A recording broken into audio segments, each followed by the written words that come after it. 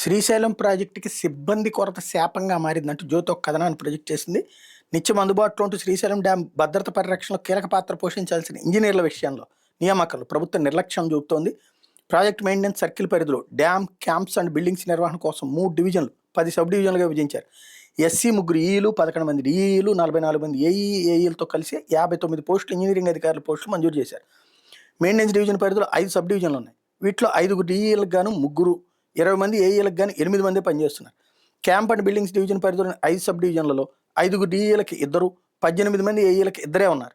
Project circle పరిధిలో ఉన్న 1 DE పోస్టుని భర్తీ చేశారు. కానీ 6 ఏఈలకు గాను ఒక్కళ్ళని నియమించలేదు. మొత్తంగా 43 ఇంజనీరింగ్ అధికారుల పోస్టులు ఖాళీగా ఉన్నాయి. డ్యామ్ భద్రత ప్రతిపాదన తయారు మరమ్మతుల మీద కీలక నిర్ణయాలు తీసుకోవాల్సిన ఎస్సీ స్థానంలో కర్నూలు ఇరిగేషన్ సర్కిల్ ఎస్సీ బాలచంద్రారెడ్డికి ఇన్ఛార్జి బాధ్యతలు అప్పగించారు. కర్నూలు నుంచి శ్రీశైలానికి మధ్య 180 కిలోమీటర్ల దూరం ఉంటుంది. ఘాట్ మార్గం కావడంతో కర్నూలు నుంచి వెళ్ళి రావడానికి 10-11 గంటలకు పైగా సమయం పడుతుంది. దీంతో ఇన్ఛార్జ్ ఎస్సీ వారంలో 2-3 రోజులకు మించి వెళ్ళడం లేదని తెలుస్తోంది.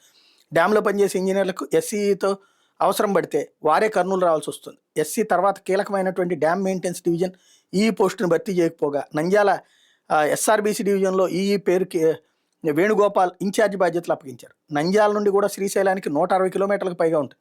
వెళ్ళి రావాలంటే 10 గంటలకు పైగా సమయం పడుతుంది. కీలకమైనటువంటి క్యాంప్ అండ్ బిల్డింగ్స్ డివిజన్ ఈగా ప్రాజెక్ట్ సర్కిల్ ఆఫీస్లో డిఎస్సీగా పనిచేసే సురేష్కి అదనపు బాధ్యతలు ఇచ్చారు. అంటే ఎస్సీ సహా ఏఈలు వరకు వివిధ హోదాలో 59 మంది ఇంజనీరింగ్ అధికారులు పనిచేయాల్సి ఉంటే వాళ్ళలో 16 మంది డిఈఏఈలను మాత్రమే నియమించారు. ఎస్సీఈలను ఇన్ఛార్జీలతో నెట్టుకొస్తున్నారు.